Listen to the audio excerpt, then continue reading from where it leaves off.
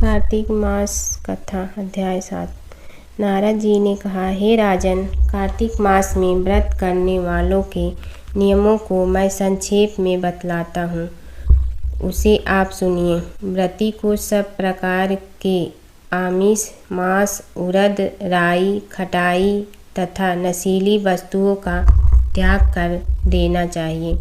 व्रती को दूसरे का अन्न ग्रहण नहीं करना चाहिए, किसी से द्वेष नहीं करना चाहिए और तीर्थ के अतिरिक्त अन्य कोई यात्रा नहीं करनी चाहिए। देवता, वेद, ब्राह्मण, गाय, व्रती, नारी, राजा तथा गुरुजनों की निंदा भी नहीं करनी चाहिए। व्रती को दाल, तिल, पकवान व दान किया हुआ भोजन ग्रहण नहीं करना चाहिए। किसी की चुगली या निंदा भी नहीं करनी चाहिए। किसी भी जीव का मांस नहीं छूना चाहिए। पान, कत्था, चूना, नींबू, मसूर, बासी तथा जूठे अन्न का भी प्रयोग नहीं करना चाहिए। गाय, बकरी तथा भैंस के अतिरिक्त अन्य किसी पशु का दूध नहीं पीना चाहिए।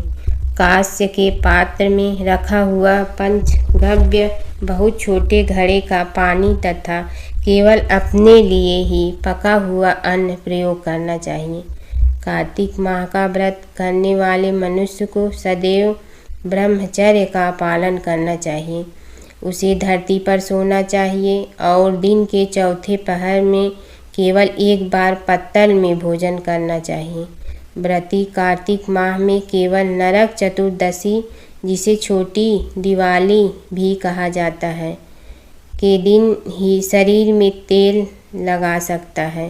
कार्तिक माह में व्रत करने वाले मनुष्य को सिंघाड़ा, प्याज, मट्ठा, गाजर, मूली, काशी फल, लौकी, तरबूज इन वस्तुओं का प्रयोग बिल्कुल नहीं करना चाहिए।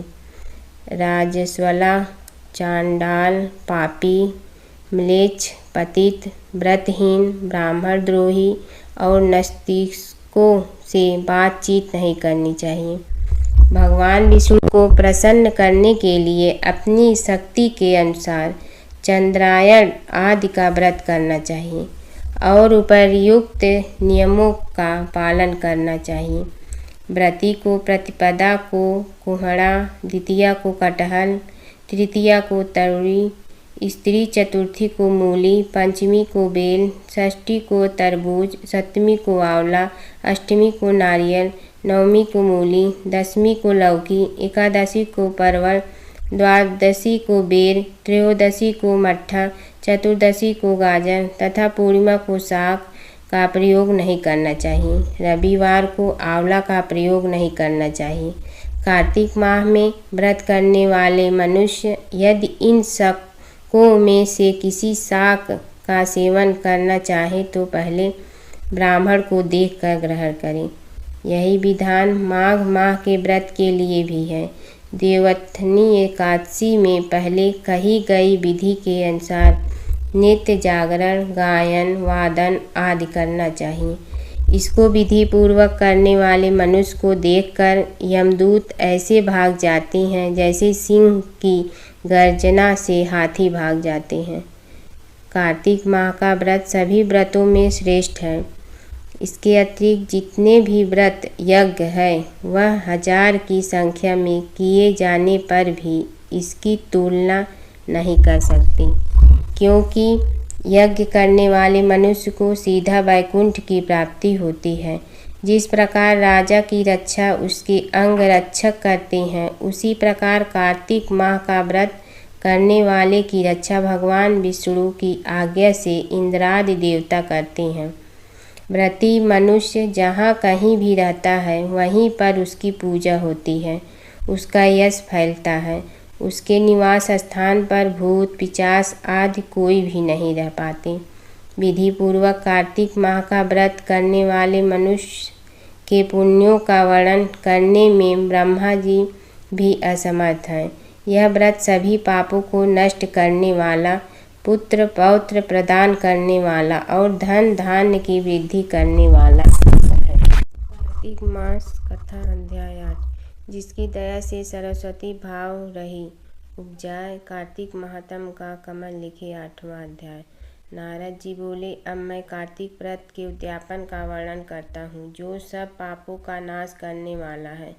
व्रत का पालन करने वाला मनुष्य कार्तिक शुक्ल चतुर्दशी को व्रत की पूर्ति को भगवान विष्णु की प्रीति के लिए उद्यापन करें। तुलसी के ऊपर एक सुंदर मंडप बनवाएं, उसे केले के खंभों से संयुक्त करके नाना प्रकार की धातुओं से उसकी विचित्र शोभा बढ़ाएं। मंडप के चारों ओर दीपकों की श्रेणी सुंदर ढंग से सजाकर रखें। उस मंडप में सुंदर बंधनवारों से सुशोभित 4 दरवाजे बनवाएं और उन्हें फूलों से तथा चंवर से सुसज्जित करें।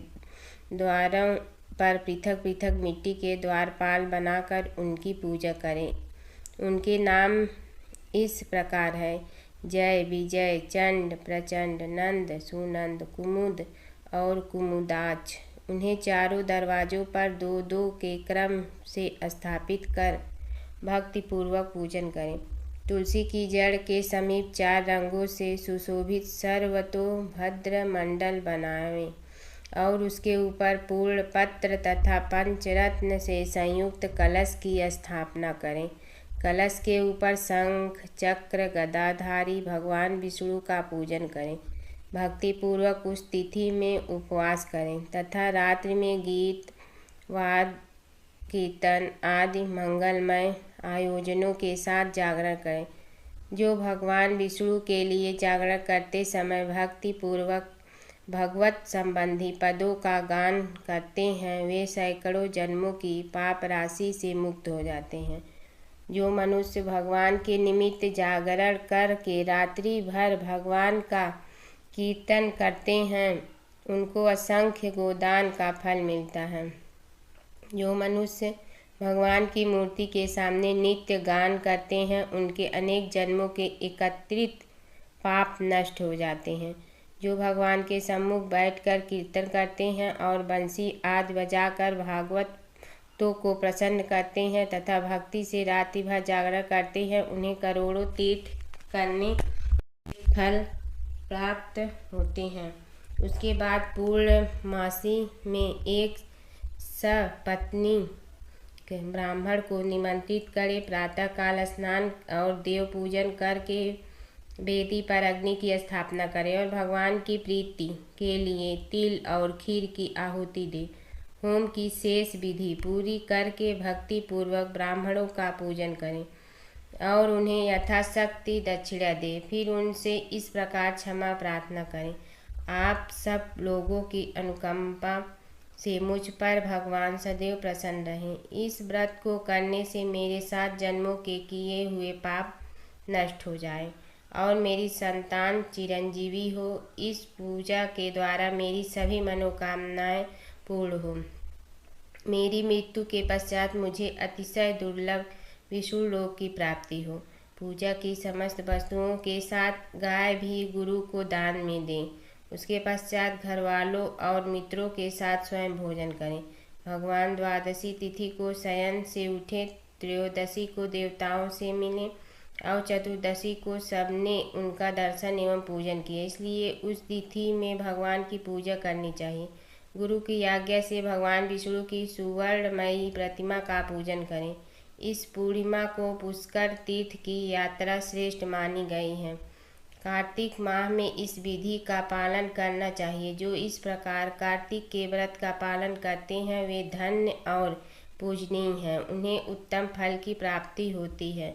जो भगवान विष्णु की भक्ति में तत्पर हो कार्तिक में व्रत का पालन करते हैं, उनके शरीर में स्थित सभी पाप तत्काल नष्ट हो जाते हैं। जो श्रद्धापूर्वक कार्तिक के उद्यापन का महत्व सुनता या सुनाता है, वह भगवान विष्णु का सायुज्य प्राप्त करता है। इल्ली और घुन की कहानी। एक इल्ली और घुन था। इल्ली बोली, आओ घुन, कार्तिक स्नान करे। घुन बोला, तू ही कार्तिक स्नान कर ले, मैं तो नहीं करूँगा। बाद में इल्ली तो राजा की लड़की के पल्ले के लगकर कार्तिक स्नान करती। घुन ने कार्तिक स्नान नहीं किया, दोनों मर गए। बाद में इल्ली के कार्तिक स्नान के पुण्य के कारण राजा के घर जन्म हुआ और घुन राजा के घर गधा बन गया। राजा ने बेटी का विवाह किया। बेटी ससुराल जाने लगी तो उसने अपनी पालकी रुकवाई और राजा से कहा, यह गधा मुझे चाहिए। तब राजा ने कहा, यह मत ले जाओ और धन दौलत ले ले, पर लड़की नहीं मानी। मुझे तो यही चाहिए। गधे को रथ के बांध दिया तो गधा दौड़ने लगा। महल में पहुंचने पर गधे को महल के नीचे बांध दिया। जब लड़की नीचे उतरती तो गधा कहता, मुझे पानी पिला दो। तब लड़की ने कहा, मैंने पहले ही कहा था कार्तिक स्नान कर ले, पर तूने कहा था मैं तो बाजरा खाऊंगा और ठंडा ठंडा पानी पीऊंगा। उनको बातें करते राजा ने सुन लिया। जब राजा ने कहा कि आप मुझे सारी बात बताओ, तब रानी लड़की ने राजा को सारी बात बताई कि मैं पिछले जन्म में इल्ली थी और एक घुन था। तब मैंने कहा तू भी कार्तिक नहा ले, पर वह नहीं नहाया। मैं कार्तिक स्नान के पुण्य से राजा के घर लड़की हुई और आपके घर में राजपाट कर रही हूँ। तब राजा ने कहा कि कार्तिक स्नान का इतना पुण्य है तो हम दोनों जोड़े से नहाएंगे। रानी राजा ने अत्यंत प्रसन्न मन से कार्तिक स्नान कर दोनों ने दान पुण्य किया और सारी नगरी में कहलवा दिया कि सब कार्तिक स्नान कर नहाया हुआ पानी घुन पे डालेंगे, जिससे घुन की मोक्ष हुई। हे कार्तिक भगवान श्री हरि विष्णु, जैसा सुख इल्ली को दिया वैसा सबको देना। हर व्रत कथा के साथ पढ़ी और सुनी जाने वाली लपसी तपसी की यह कहानी।